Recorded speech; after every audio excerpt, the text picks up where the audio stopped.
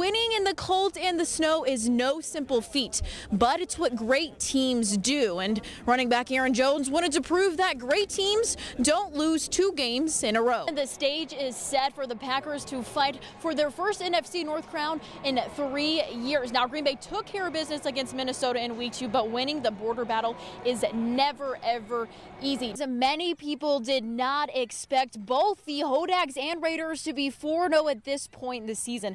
But here we are. The Raiders are celebrating homecoming. It's a showdown for the top spot in the GNC. We knew the Niners had a leg up. They entered as 8-point favorites, but no one expected Green Bay to completely fall apart like they did on November 24th. The entire softball field where the Hodags play is covered in snow. And if you look right here where I'm standing, there is at least 4 to 5 inches still left on the ground. So I think it's safe to say there won't be any softball played here anytime soon. Maybe a few snowball fights, but that's about it. Mark and Jesse were inspired by the cheesehead and its impact it's had in Wisconsin, so they found a new way to celebrate their home state and their sports teams. The Packers enter prime time with a confident defense, a veteran quarterback, and a more healthy roster. That could be the winning recipe during the short week, but can Green Bay's defense continue its momentum against a healthy Carson Wentz? The Raptors led for 37 minutes in Game 1. That's the longest lead any team has had over Milwaukee in the playoffs, including their loss to the Celtics. We've been getting some laughs and sharing some hugs and shedding some tears. Former Packers linebacker Nick Barnett just had one of the best weeks of his life. I would do this every single year if I was able to. From meeting fans to signing autographs and turning on the charm for the 2019 Green Bay Packers tailgate tour. I've been here for a long time and lived here for 11 years, and you kind of grow fans and family. Those fans rallied together at a party to raise money for the Habitat for Humanity of Langlade County. The tour also made former running back Ryan Grant realize Packers fans come in all ages. You know, anytime you get a chance to be around kids, it just energizes you. I like being around the wise and elderly because they always give a phenomenal perspective on everything they've experienced. One of those is Vietnam veteran Gordon Esselman, who has been a Packers fan for 60 years. I'm very excited. This is the first time I've got close to the Packers. His heroes thanked him for his service, and Esselman couldn't be more thankful. I'm ecstatic. They're the greatest team there is. The Packers say the tailgate tour was another reminder of the great place they came from. This is one of a kind place. It's one of a kind team. It's, you know, it's different than any other team in the NFL. It's Packer territory out here. In Anago, Mazie Vincent, Newswatch 12.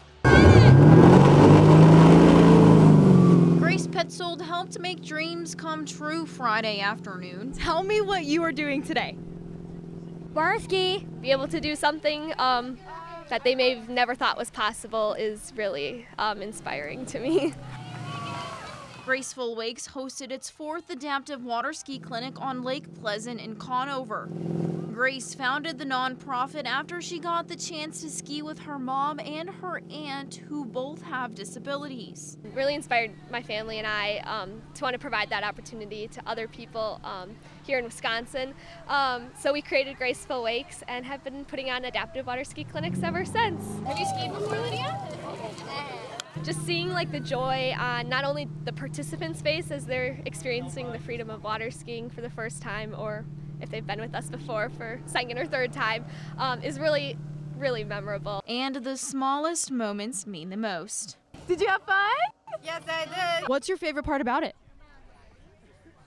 To have a new skill. Just makes all of like the work that we put into it totally worth it. It feels pretty good. The lake is really warm, and I love it. Grace also wants these clinics to bring everyone together regardless of their ability. I am so excited for hanging out with my girls here into the side here with me, and I love to being on the TV. Seeing those grins on the skiers' faces will always mean something special for Grace. I'm very proud. It has been such an amazing experience. not only being able to like learn how the business side of it works, but also just being able to create all these memories and witness all these people's lives being transformed. In Conover, Mazie Vincent, Newswatch12. Show up. We know we have a lot of talented girls. Work hard. We know we have a great future. Have fun. But we do believe that we are actually a little ahead of the schedule right now. Those 6 words have pushed the Loggers to its first 6-0 start in more than a decade. It's huge for this program. We haven't done this in a while now, so I'm just really proud that we are still young and we're able to do that. The Lady Loggers only court 1 junior, 8 sophomores, and 2 freshmen on their varsity squad. Between us, I think we're all just so close that the respect we have for each other and the way we play together, we all have a little bit of leaderness to us. Head coach Mike Egerbrecht says the team has turned its less game experience into motivation to bring something new to the court. We play very fast. We run and gun, we get rebounds, and we just go. Our posts are doing really great, winning rebounds. I think that's been huge. Our guards are playing solid defense, and we've been knocking down shots pretty consistently. In fact, sophomore Jada Egerbrecht is averaging 23 points a game, the most in the Marywood North. She hopes other teams realize what the Loggers are all about. I hope that they're a little intimidated. You know, we like to push the ball. I mean, it's been kind of our goal, and I feel like they look at that and see it as a little bit of a challenge they have to overcome. A challenge this young Phillips team hopes to turn into school history. I don't think we really had that in past years where we could say, like, we know we can do it, so we just have to play our game and we know how we can play with these wins. I hope we show that, like, that we mean business. Phillips can do it. In Phillips, Mazie Vincent, Newswatch12. Sports Watch 12 with Mazie Vincent.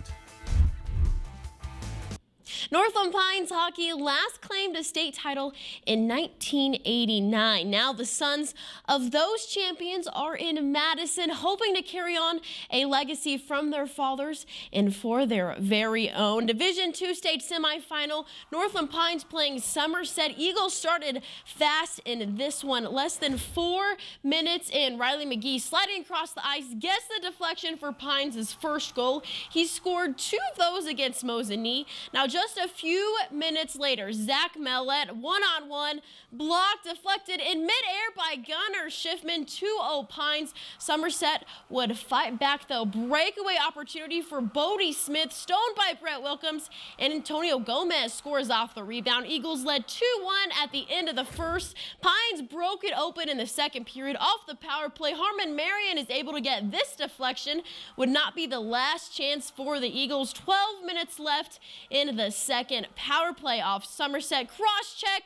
Max Brown sweeps in the goal. Eagles finish off Somerset 9-2. They'll play St. Mary Springs for a state title on Saturday. Afterwards, Gunnar Schiffman described what it's like to see the Eagles state championship banners in the rafters. We want to be able to put our names up there and be able to come in here someday and say that's ours. My dad was fortunate enough to win one, and I look up there every single time I step on the ice and see that, and it motivates me. 2-seeded Rhinelander played underdog against a strong 23-1 Hortonville team.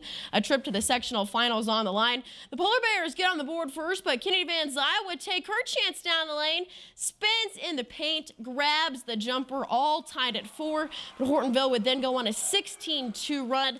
That's a big thanks to Morgan Dram, her first of many 3 balls on the night.